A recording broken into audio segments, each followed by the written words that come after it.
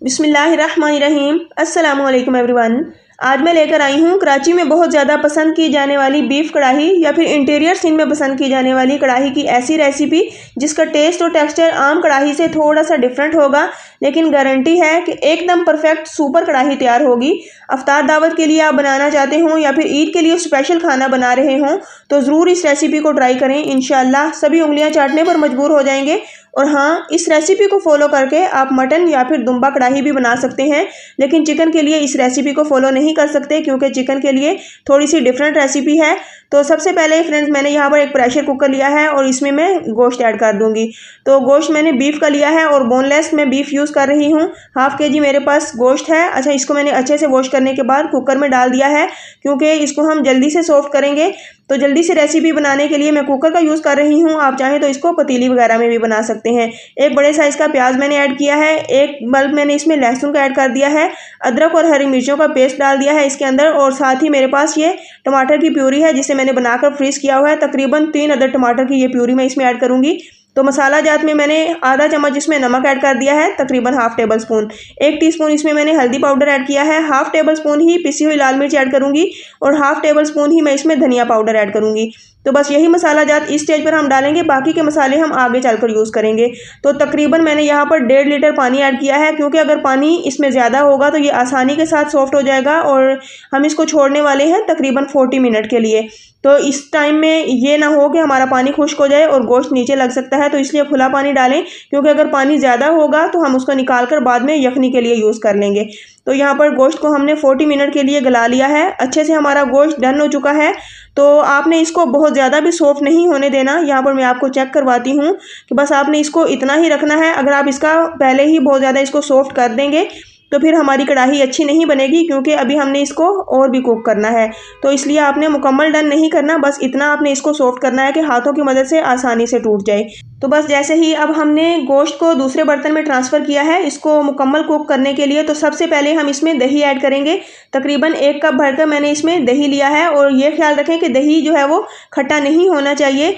जैसे ही दही ऐड किया है तो फ्लेम थोड़ी देर के लिए बिल्कुल लो कर दें। दम वाली फ्लेम पर इसको तकरीबन 1 मिनट तक इसी तरह चम्मच चलाते हुए पका लें, जिससे ये होगा कि दही का दाना नहीं बनता, क्योंकि दाना हम सिर्फ कौरमे में बनाते हैं। तो आज हम बना रहे हैं बीफ कढ़ाई, इसके लिए हमने 1 मिनट तक इसको बिल्कुल लो फ्लेम पर पका लिया है। जब दही अच्छे से मिक्स हो जाए तो अब हम इसमें ऑयल डाल देंगे। तकरीबन हाफ कप मैंने इसमें कुकिंग ऑयल शामिल किया है। तो हाफ केजी मैंने यहाँ पर बीफ लिया है, उसी हिसाब से मैं आपको ये रेसिपी दे रही हूँ। अगर आपके पास गोश्त की मिकदार ज़्यादा हो तो फिर आप इन तमाम चीज़ों की क्वांटिटी उसी हिसाब से बढ़ा लें, तो ही आपको शानदार रिजल्ट मिलेगा।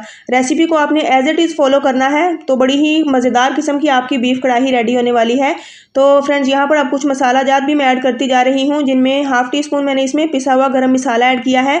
हाफ टी स्पून ही काली मिर्च का पाउडर ऐड करूँगी और हाफ टी स्पून ही मैं इसमें भुना कूटा जीरा ऐड करूँगी। तो ये मसाला जात आपने इसी स्टेज पर डालने हैं जबकि हमने बीफ की भुनाई का प्रोसेस स्टार्ट करना है। अब हम इसको छोड़ देंगे तकरीबन 4 से 5 मिनट के लिए, जिसमें दही का पानी अच्छे से खुश्क हो जाएगा। तो लगभग 4 से 5 मिनट लगे हैं। अब यहाँ पर इसका तमाम पानी खुश्क हो चुका है। तो अल्हम्दुलिल्लाह अब हम इसकी भुनाई स्टार्ट करते हैं। अब ये वो मरहला आ चुका है जिससे गोश्त में टेस्ट डेवलप होता है। जितने अच्छे तरीके से आप गोश्त की भुनाई करते हैं तो उतना ही मज़ेदार गोश्त आपका बनकर रेडी होगा। तो इस कढ़ाई में बस एक ख़ास बात यह है कि इसको आपने बहुत ज़्यादा भी ओवर कुक नहीं करना, क्योंकि अगर आप इसको ओवर कुक करते हैं, बहुत ज़्यादा भूनते हैं, तो भी इसका टेस्ट अच्छा नहीं आएगा।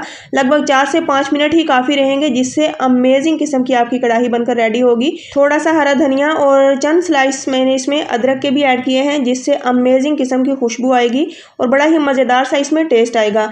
तो फ्रेंड्स, ये कढ़ाई बनाने का एक ख़ास तरीका जो कि इंटीरियर सीन या फिर कराची में बहुत ज़्यादा पसंद किया जाता है और बड़े बड़े रेस्टोरेंट में बड़ी बड़ी महंगी कीमत में इस कढ़ाई को सेल किया जाता है। तो फ्रेंड्स, इसी तरीके से हमने ये मज़ेदार सी कढ़ाई बनानी है। अगर आप दावत के लिए बना रहे हों, अफ्तार पार्टीज़ के लिए बना रहे हों या फिर ईद के लिए स्पेशल खाना बनाना चाहते हों, तो इंशाल्लाह सभी को पसंद आने वाली है ये मज़ेदार किस्म की कढ़ाई। आप इस कढ़ाई की फ़ाइनल लुक चेक करें, माशाल्लाह से कितनी खिली खिली इसकी बोटियाँ रेडी हुई हैं और बिल्कुल भी ऐसी बोटी नहीं कि मैश हो चुकी हो या फिर मलीदा बन चुकी हो।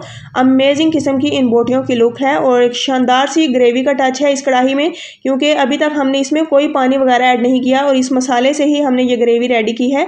बिल्कुल लास्ट में हम इसमें तली हुई प्याज ऊपर थोड़ी सी डाल देंगे हाथों की मदद से, थोड़ी सी मसल कर, तो एक अमेजिंग किस्म का इससे भी टेस्ट आएगा। तो बिल्कुल लास्ट में ही आपने इसको डालना है, क्योंकि हम इसको बाद में मिक्स नहीं करेंगे।